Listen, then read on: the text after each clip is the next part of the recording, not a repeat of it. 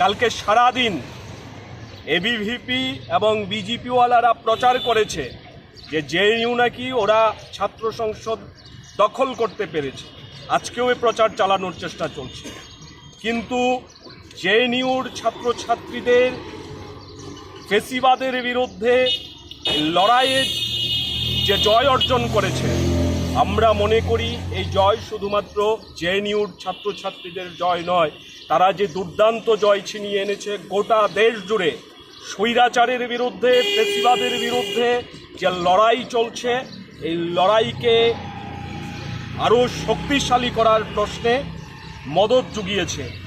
এবং এই জয় মতাদর্শগত জয়, এই জয় গণতন্ত্রের জয়, এবং সারা দেশের শিক্ষিত ছাত্র সমাজ, সারা দেশের যারা মগজ দিয়ে সমস্ত কিছু চিন্তাভাবনা করতে